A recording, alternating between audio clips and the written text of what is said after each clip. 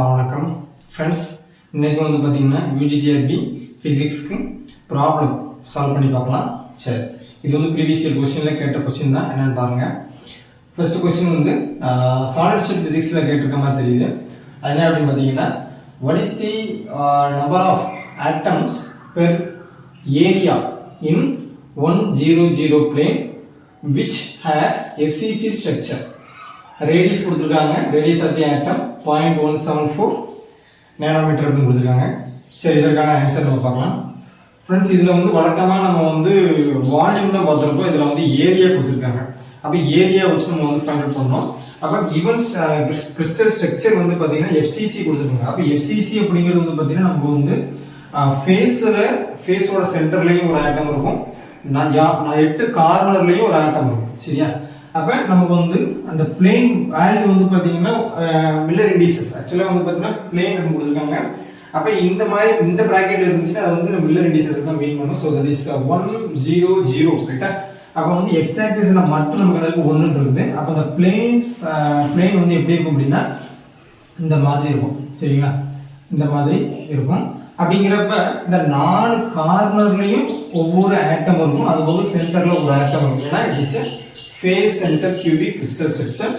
therefore எத்தனை atoms இருக்கு அப்படின்னு நம்ம ஃபர்ஸ்ட் தெரிஞ்சுக்கணும். அப்போ இதில் வந்து ஒரு ஆட்டம், அப்போ 1 ப்ளஸ் இது 4 கார்னர்லேயே ஒரு ஆட்டம் இருக்குது. அப்போ 1/4 into 4 is equal to 2 ரைட்டா? அப்போ number of atoms in a plane, இந்த given planeல வந்து இது ஏரியா அப்படிங்கிறனால வந்து பிளேன் எடுக்கும். ஸோ எத்தனை ஆட்டம்ஸ் இருக்குது இந்த பிளேன்ல அப்படின்னு பார்த்தீங்கன்னா 2 ஆட்டம் இருக்குது இங்கே FCC கிறிஸ்டல் ஸ்ட்ரக்சர். சரியா ஃப்ரெண்ட்ஸ்? இது ரெடிமேடாகவே நமக்கு வந்து அவைலபிளாக இருக்குது. நம்ம பெரும்பாலும் வால்யூம் படிச்சிருப்போம், number of atoms per unit cell. But இந்த ஏரியாவில் வந்து 2 இருக்குது. சரியா? பிளேனில். நெக்ஸ்ட் பார்த்தீங்க அப்படின்னா இந்த ஃபார்முலா, அதாவது what is the number of atoms per unit ஏரியாவில் பெர் ஏரியா அப்படின்னு கேட்டுருக்காங்க. அந்த ஏரியாக்கான ஃபார்முலா நம்ம தெரிஞ்சுக்கணும். அதாவது நம்ம ஜென்ரலாக வந்து number of atoms per unit volume அப்படின்னு பார்த்தீங்கன்னா அந்த ரோ அப்படின்னு. ஸோ அதே மாதிரி சிமிலராக ஏரியா அப்படின்னா நம்பர் ஆஃப் ஆட்டம்ஸ். சரிங்களா? Number of atoms per area ரைட்டா? அப்போ இந்த ஏரியாவில் அப்போ number of atoms divide by area. அப்போ நம்பர் ஆஃப் ஆட்டம்ஸ் வந்து நமக்கு வந்து 2 நம்ம கண்டுபிடிச்சிட்டோம். ஏன்னா 2 தான் இருக்குது இந்த கிவன் பிளேனில். நெக்ஸ்ட் ஏரியா பார்க்கணும். அப்போ இந்த ஏரியா FCC ஸ்ட்ரக்சருக்கு நமக்கு வந்து ரேடியஸுக்கும் லேட்டிஸ் கான்ஸ்டன்ட் ஏக்கும் இடைப்பட்ட ரிலேஷன் நமக்கு தெரியும் ரைட்டா? அப்போ the relation between the radius of the atom and the lattice constant A is equal to, that is R is equal to நமக்கு என்ன தெரியும், R is equal to 1 divided by 2 root 2A அப்படின்னு நமக்கு தெரியும். சரியா? அதாவது இதான் வந்து எதுக்குள்ளது ரேடியஸ் ஆஃப் தி ஆட்டத்துக்கும் lattice constant A-க்கும் இடைப்பட்ட relation for FCC crystal structure. இதே BCCக்கு வேற இருக்கும், SCP அதாவது சிம்பிள் கியூபிக் ஸ்ட்ரக்சருக்கு வேற மாதிரி இருக்கும், ஹெக்ஸாகனல் க்ளோஸ்டு பேக்ஸ் ஸ்ட்ரக்சருக்கு வேற மாதிரி இருக்கும், ஒவ்வொன்றும் வேற மாதிரி இருக்கும். இப்போ நமக்கு வந்து இந்த ஏரியா, அப்போ வால்யூம் அப்படின்னா A கியூப் அப்படின்னு படிச்சிருக்கோம். ஏன்னா லேட்டஸ்ட் கான்ஸ்டன்ட் எல்லாமே கியூபிக்கல் ஸ்ட்ரக்சர் தான். ஸோ அதனால வந்து ஒரே ஒரு லைன் இருந்துச்சுன்னா லேட்டஸ்ட் கான்ஸ்டன்ட் A, ஏரியா அப்படின்னா A², வால்யூம் அப்படின்னா A கியூப். அப்போ அங்கே வந்து ஏரியா வந்து A² அப்படின்னு நம்ம எழுதிக்கலாம். நமக்கு அப்போ இந்த ரிலேஷன் நமக்கு வந்து ஏங்கிற வேல்யூ கொடுக்கல. பட் நம்ம என்ன பண்ணிக்கணும், ரீப்ளேஸ் பை R. அப்போ A வந்து பக்கம் கொண்டு வந்துருங்க, R கீழே கொண்டு வந்துருங்க. அப்போ எப்படி வரும், A is equal to 1 divided by 2 root 2 root 2 R அப்படின்னு நம்ம கிடைக்கும். சரியா? அப்போ நமக்கு R கொடுத்தாங்க, ரேடியஸ் ஆஃப் தி ஆட்டம் வந்து 0.174 nanometer அப்படின்னு கொடுத்தாங்க. ஸோ அதனால வந்து இந்த வேல்யூ நம்ம சப்ஸ்டிட் பண்ணுவோம். நமக்கு இங்கே கிவன் வந்து A² கொடுத்துருக்காங்க, இங்கே A இருக்குது கேட்டா. அப்போ ஸ்கொயர் பண்ணிக்கலாம். அப்போ ஸ்கொயர் பண்ணால் வரும், இங்கே வந்து 2 into 4 வரும். இது வந்து 2 கேன்சல் ஆகும், root 2 கேன்சல் ஆகும். இப்போ வந்து R² அப்படின்னு வரும் ரைட்டா? அப்போ இதை தூக்கி நம்ம சப்ஸ்டிட் பண்ணோம். அப்போ 2 divided by 4 into 2 into R². சரியா? அப்போ இந்த 2 ஆக்சுவலி அப்போ வந்து 1 divided by 4 R² அப்படின்னு நமக்கு வரும்.